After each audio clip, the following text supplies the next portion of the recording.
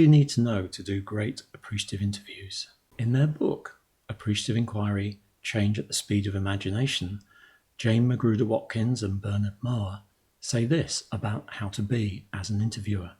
Belief rather than doubt is the proper stance. This is not a time for skepticism or for questions that imply a need for proof.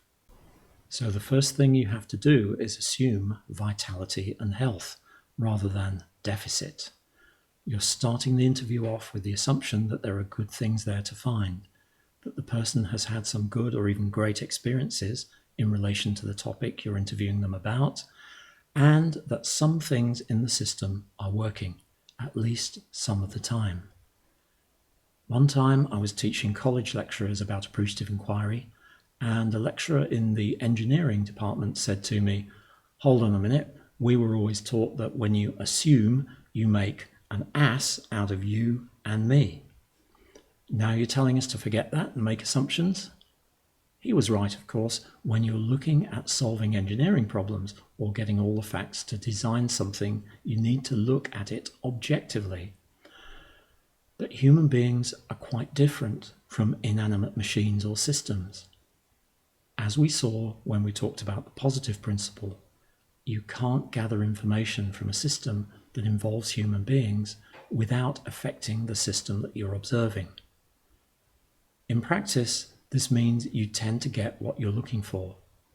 If you ask questions about problems, you will get lots of information about problems. And the person you're asking to think about problems will probably end up thinking there are more problems than they thought. Remember also that because of our inbuilt negative bias, asking objective questions will most likely turn up problems rather than things that are working, because that's what we're wired to notice more. So to find what's working, we have to ask questions that assume there's something to find. Our assumptions shape the words that come out of our mouths, without us having to consciously choose them. So if we presuppose that there are good things to find, that belief will be reflected in the questions that we ask, and consequently in the thoughts of the interviewee when their minds get to work on answering our questions. The initial questions in an appreciative interview will probably be scripted, crafted to relate to the affirmative topic.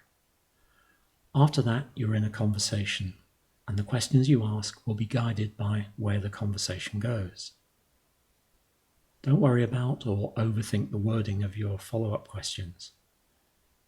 If you assume that there's something working and that no matter how bad things have got, there will have been some best experiences, your follow-up questions will automatically be worded in an appreciative way, and even your body language will be encouraging and supportive.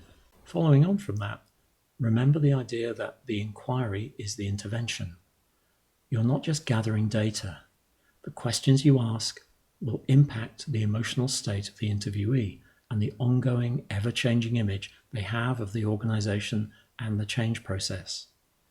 Just asking positively focused questions can change the way that the interviewee thinks and feels about the team or the organization.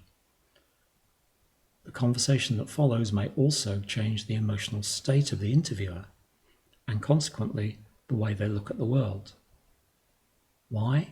Because of emotional resonance or emotional contagion, the way in which our brains pick up on the emotions of others as expressed by their words, facial expressions, body language, and voice tone, and allow themselves to be influenced.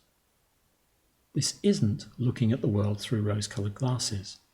It's more redressing the balance and reminding us of positives that we may have forgotten or shoved to the back of our minds. You've probably already picked up that the way you ask the questions is as important as the wording. Those non-verbal elements of your communication, voice tone, body language, the surroundings in which you do the interview, form a meta-message which influences people's emotional state and shapes their expectations about the value and genuineness of the exercise. When you're genuinely focused and interested, the interviewee will experience being fully heard and understood, and empathy will develop rapidly. How do you give the right meta message? Firstly, be 100% present for that person. Be interested in them. Give them your full attention. They will certainly notice unconsciously, if not consciously, if your mind is elsewhere.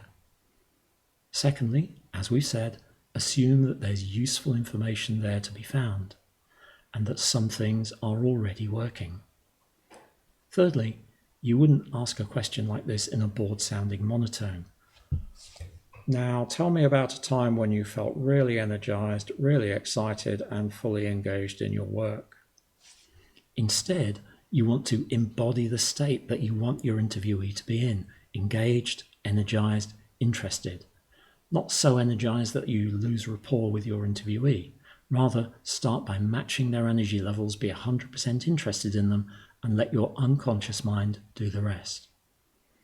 Another thing to remember is that you're after stories, not opinions, not analysis. You want the interviewee to be reliving the experiences they're talking about and telling you what they thought and felt at the time, rather than examining them in a detached way and telling you what they think about them now. This way, you'll get genuine rapport and trust developing, and you'll get genuine experiences rather than the official line or what the interviewee thinks you want to hear.